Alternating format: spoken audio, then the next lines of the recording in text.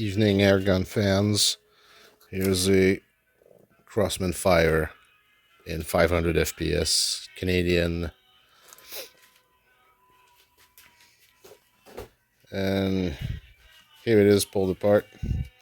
I got it mainly for the stock. Uh, that's a slight side trail we're gonna take eventually, but before that, just comparing the Crossman Fire, the Crossman Shockwave, basically the Canadian 177 and the Canadian 22. They're built on the same piston. It's part for part. It's the exact same power plant. And I always had a hard time shooting my 2.2 with the Monte Carlo stock because the reach for me was terrible. So I got this for better trigger position, and I'm really enjoying it. It's basically fixing the Crossman trigger by going another route instead of trying to pull out the trigger on this one and trying to change it up. I think it's going to be a bit trickier on the Crossman, and there's this elegant solution that they finally designed into I think is their best shoulder stock in the budget rifle line there, better even than the F11. The line here is even closer in. There's no gap behind the trigger guard. Yeah, here I go. I'm going side trailing into that. So my Shockwave, I had done some work on the barrel. I tuned the accuracy on it, but I also had cut down its original stock, so I couldn't shoot it at range to test that accuracy mod. So this was a big reason for that. So this is a great combo. It's working pretty much as I expected, and there's no noise out of the 22 Nitro. It's got about 6 foot-pounds in it, around 420 FPS with the pellets I'm using, Grizzlies.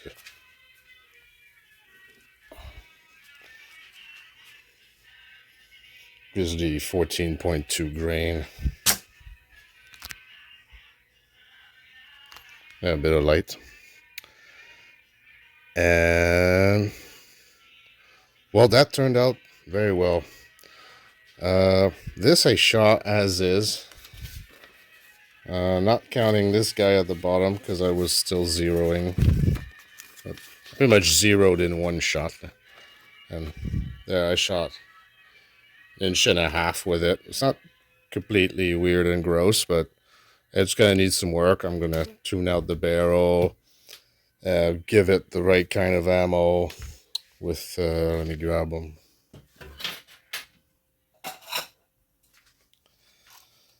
With R10, I can get 485 FPS out of it.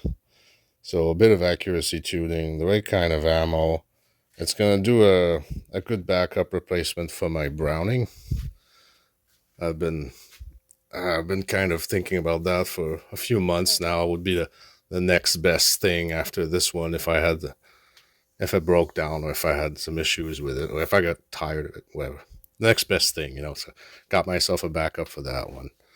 But it's not gonna do as the Stealth 177 I was hoping for. The Browning back there is actually quieter in a different way. The light pellet lets the piston slam home noticeably. It's even's got a bit of a ping at the end, and it's a noticeable slap. It's not a bad noise. The rifle sounds great. It's just the idea is to make a rifle that people could be walking down the street and they barely notice what's going on, which I'm totally getting out of the 22. They put that 22 together with it. This one's gonna go just into further refinement, but I'm not gonna make it a primary shooter over the summer. Probably I'm not gonna work with it over the winter when there's nobody outside and I can test it at 25 yards more. Meanwhile, I'm trying to stay under the radar for the summer. So I'll put this together and I'll just show it for a second. Yeah, so LPVO 15 Crossman Shockwave and a Crossman Fire stock. Uh, Probably gonna remove the rear sights here. I'm not gonna need that anymore.